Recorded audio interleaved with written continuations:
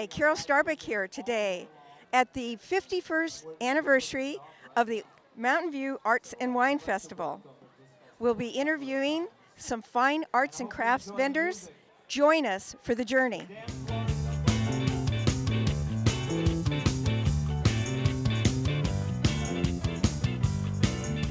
Hi, we're here today with Jim from Friends of the Stevens Creek Trail. Jim, I'm going to ask you some questions. Tell us about your association. Is it a nonprofit? You go ahead. Okay. Well, thank you, Carol. Thanks for coming by. So, yes, the Friends of Stevens Creek Trail is a 503c, which means we're a complete nonprofit. Our intention is that concerning both the Stevens Creek Trail as well as the wildlife corridor and protecting it, promoting it, encouraging people to use it, like many people today have come out and asked about it. Also to work with the city governments to extend the trail. It's only partially built at this time. So we're basically a promotion for the trail and for the wildlife that it protects at the same time. I've always been curious. I'm a hiker, so I've always been curious about the trail. I've never walked it. How long and where does it go from and to? Okay, great question. I encourage you after this, go try out the trail, and anybody who's listening to go out and try the trail. It's a public trail. Anybody can use it, and we want to see everybody taking advantage of the great outdoors right here in the center of Mountain View and Sunnyvale and similar cities. So the ultimate plan is for the trail to be about 25 miles long. It'll follow the full length of the natural Stevens Creek waterway, which the headwaters are up near Page Mill Road and Skyline, up at the top of the Santa Cruz hills here, mountains here. And then it will flow all the way down into the bay, as would the trail. Right now, it's just over half built. It's about 14 miles of completed trail in 4 separate segments. It's not continuous. And our plan, and it may take decades, literally, is to have it completely built and something that the people here in Silicon Valley can use for recreation. And I'm sure this is a lot of donations and fundraising for you. So I'm sure you have other events that you can raise funds. How would, first of all, the audience get a hold of you? I'm sure you have a website. And then maybe you can tell us a little bit about some of the events that you might have for fundraising. Okay. So, yeah, we do have a website, and I'll encourage people to go to www.stevenscreektrail, all one word, .org. And so from there you can find out about it. I really want to tell you, Carol, about an event we do have coming up just in 2 weeks from today. This will be on Sunday, September the 24th. We have our 29th running of the Trailblazer Race. It'll be out in the Mountain View Baylands, and it's a fun activity. It consists of a 10K run, a 5K run, a 3-mile walk, a 1-mile run for youngsters, as well as we have face painting and other kinds of activities for the kids. So it's a family-oriented event. The race starts from the Microsoft campus right at La Avenida, just north of Highway 101. And it'll start approximately 8 o'clock in the morning on the Sunday the 24th of September.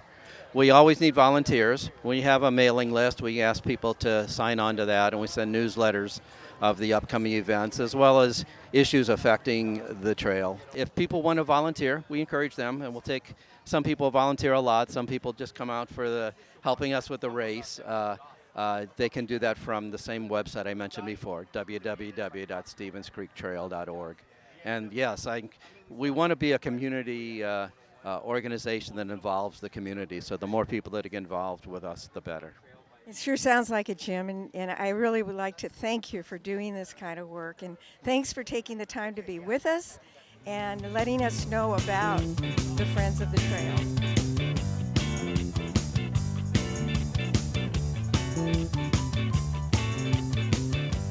Hi, we're here today with Nicole and her fabulous, beautiful candles. I wish we had Smellorama for you right now because it is lovely. Hi, Nicole. Thanks for joining us today. Would you like to tell us a little bit about your product? Yes, this is from Bismillah Boutique. I've been making candles now for the past 6 years. I am loving every minute of it. Our candles are all massage oil candles. They're soy-based, and they're enhanced with healing crystals. Nicole, how long have you been doing this? When and how did you get the passion to do it? It's been about about 6 years. Business really picked up during COVID when everybody was home. And I had the pleasure of just making beautiful things to make people's day better since we were all locked down and in the house. That's right. Are you local here? We are in Pittsburgh, California, but we do events all throughout the Bay Area. And how long have you been coming to this particular festival? This is my second year. It is my favorite festival, and I plan on being here every year. Did you know this is the 51st anniversary? I had no idea. That's amazing.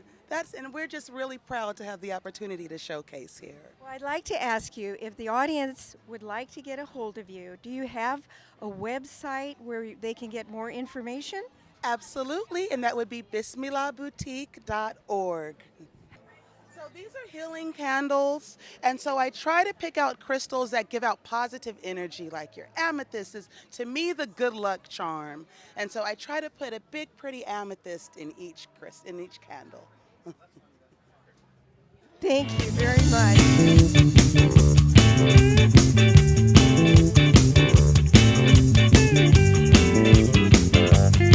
Hi, we're here today with Ozan, and he has a fabulously unique booth. It even says so. And I'd like to have him introduce himself and tell us about his booth. Thank you very much. I am the creator of Puzzled Comics, which are jigsaw puzzles made with real comic book covers. So I give myself a little room for success by not copying or duplicating or reproducing any imagery.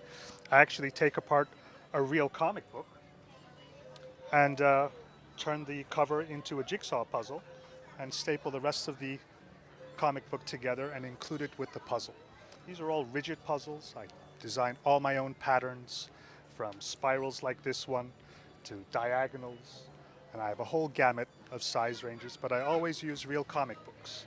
I love making these, and I love coming to fairs and talking to people about them, selling them.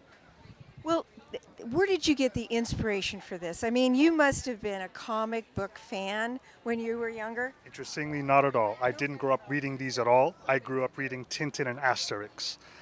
It was a friend of mine 20 years ago back in New York when I lived there, who lived in a very small flat in Manhattan, and he didn't have room to store his 10,000 comic books. I was married at the time. We had a small house with a garage, so he said, Oz, can you take these and store them for me? And I said, sure. 20 years I stored them for him across 2 states. Finally, when I said, Henry, what are we going to do with these? He said, you can have them all. I had designed puzzle patterns before, and I put the 2 ideas together of taking not valuable comic books, because obviously some of these can be quite valuable. I don't want to cut anything valuable. I put aside all the comic books that were valuable and decided to do something creative with those that were not. I upcycled them all to jigsaw puzzles. And these are quite different in that they are rigid, made of wood. There's a plastic laminate on the surface, and unlike most jigsaw puzzles you've come across, all made with a unique cover of a comic book. Well, let's move over to this because this caught my eye over here, Osan. And the jigsaw puzzle, and this is what they're purchasing when they're purchasing that package you just showed us. Right. So tell us how one would start out with this. Well, the first key is to make sure people know that I'm not selling glorified comic books, because that's what it looks at a glance. But this is a sample for people to look together, and you really have to take them apart a little differently, kind of jiggle them apart. Because they're made of wood, the danger is that if you press too hard, the pieces will break. No one will be more sad than me when that happens. So these are somewhat for older than 7 or 8-year-olds to interact and play with. Half of my customers I know never take this out of the bag. They simply display it. I wish they would, but the idea is that you can take it out of the bag, disassemble, assemble, and display it again. I did want to ask you a question. Do you paint these from a real comic book, or this is the comic That is book? the real comic book cover. And you can imagine that some of them are as old as, older than me. This 12-cent sad sack right here is from 1968. And really old comic books like this, the paper is really delicate. Folds actually become breaks, and these take a little bit more time to make, but it's the real comic book that I use to make this.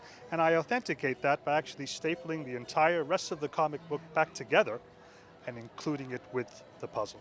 So you can still read the story, but the cover has been upcycled to a jigsaw puzzle. Being a very curious person that I am, I'm going to ask you, and you don't have to tell me, what was the most valuable comic book, the name of the comic book? And you don't have to tell me the price, but Twice I've made the mistake. As I said before, I don't cut up anything valuable or collectible. But I realized that comic book prices are like stocks. They go up and down depending on the movies that come out and the streaming shows. So twice I've turned maybe a $100 comic book into a $70 puzzle, which wasn't the smart thing to do. But I always make sure that I'm not cutting anything valuable. Most of these would not see the light of day, would never come out of a collector's box.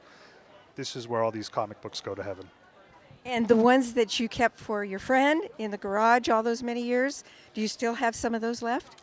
Absolutely, I do. The collection still continues. All of the valuable ones are locked away in a box. I'm not sure what to do with those. I'm certainly not going to turn them into a jigsaw puzzle.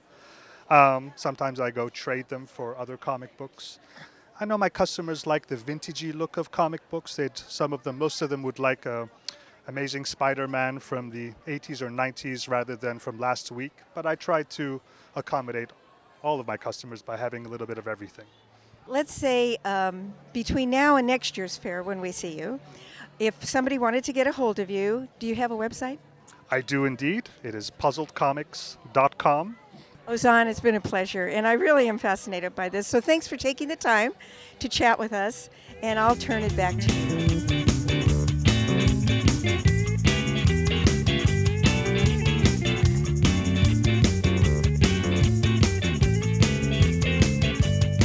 Hi, we're here today with Brian, and Brian's company's name is? We're Harmony Tie-Dyes out of Modesto, California. Brian, I think you've been here forever. It's the 51st anniversary. How many years have you, and then I think your dad, prior to that? Absolutely. So my parents started doing this festival early 80s is when we actually came out to California. So we've been doing this one well over 30 years, and it's been a lot of fun. We've had a great clientele. People have been coming to us for years and actually generations. Just example, yesterday we had a family came back that they're bringing their grandkids. They brought their children here. They got them dressed. Now the grandkids are getting dressed in our clothing. So that's been a lot of fun being able to bring generation after generation coming in, getting stuff that's bright, vibrant, colorful, and just happy and fun. So, Brian, how have you seen this business change in the time that you've been running it? well, it's certainly changed a lot. I've taken this art form to the next level. My parents, they've always done the stars and the hearts and the spirals, but we've expanded and gone far beyond that. We're now doing all kinds of different designs. The guitar, for example, the Grogu, we've got peace signs. We've just really expanded and making all kinds of fun new designs, trying to stick with more of the modern day theme. For example, that one's our Pac-Man. It's got the ghost on the back. That's something keeping with up to date with what's modern, new, and more fun, and just kind of keeping it all going, keeping it exciting, and trying to make something for everybody. And you have a production line in Modesto, and then that's where you make these? Yes, so we have a little shop in Modesto. It's an old house that my parents converted over, and it's me and my wife, and I have one helper, and we go in there. My son comes out and helps us sometimes. He's now 14, going into high school, and he's growing up out here on the streets. He's not here today. He's doing Dungeons and Dragons at home, but anyway. Yeah, we all sit there and we'll work all day long. It's pretty much a week process from start to finish. And by the end of the week, we've got a terrific collection. It's kind of like Christmas every week when you open up all your new ones and see how they came out. And it's just so fun and exciting. That is exciting. And the fact that you have a third generation coming behind you, yeah, that's great. Isn't it amazing how long tie-dye has been around? I mean, I'm old, and it's been around as long as I've been around. Well, it certainly has been. And the history of tie-dye goes back even further. But the modern history of tie-dye, Janis Joplin at Woodstock, and a few others here and there, and it really started to become high fashion, and then it finally exploded into what we see now, where it's really in all the stores, and there's tie-dye just about everywhere, and so there's really something for everybody. And your website is? Well, call me. My phone number is 209-918-7472. We will be at the Half Moon Bay Pumpkin Festival coming up next, so come out and see us there. Come out early. It's a fun show, and we'll have some new art. Sounds good, Brian. And now back to you.